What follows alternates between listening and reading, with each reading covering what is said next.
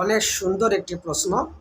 ৪ রাকাত বিশিষ্ট নামাজে কেউ যদি ভুল করে দ্বিতীয় রাকাতে না বসে দাঁড়িয়ে যান, তাহলে তাকে কি করতে হবে?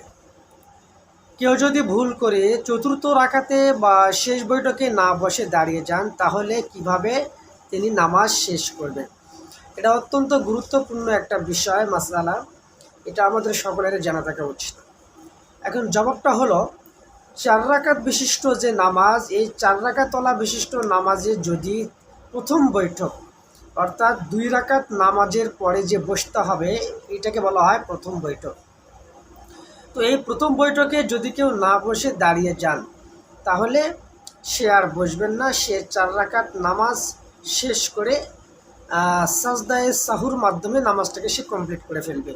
তাহলে নামাজ হয়ে যাবে ইনশাআল্লাহ।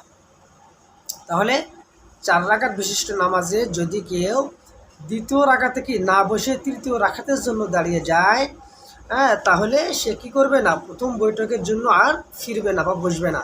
সে ৪ রাকাত নামাজ কমপ্লিট করবে এবং সালাম ফেরানোর আগে সে সাজদায়ে সাহু করবে, তাহলে তার নামাজটা হয়ে যাবে। আর যদি ৪ রাকাত বিশিষ্ট নামাজে চতুর্থ রাকাতে, অর্থাৎ আখেরি বৈঠক, শেষ বৈঠক যেটা, এই শেষ বৈঠক যদি কেউ না করে পঞ্চম রাকাতের জন্য ভুলে দাঁড়িয়ে যায়, মনে রাখবেন ৪ রাকাত বিশিষ্ট নামাজে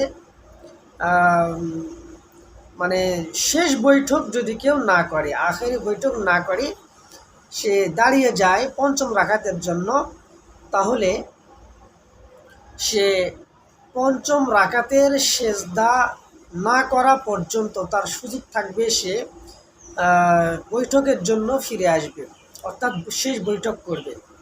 পঞ্চম রাকাতের সেজদা না করা পর্যন্ত তার যদি মনে হয় যে আমি তো চতুর্থ রাকাতের শেষ বৈঠক যেটা, আমি এটা করি নাই, তো সঙ্গে সঙ্গে সে কী করবে, শেষ বৈঠকের জন্য ফিরে আসবে।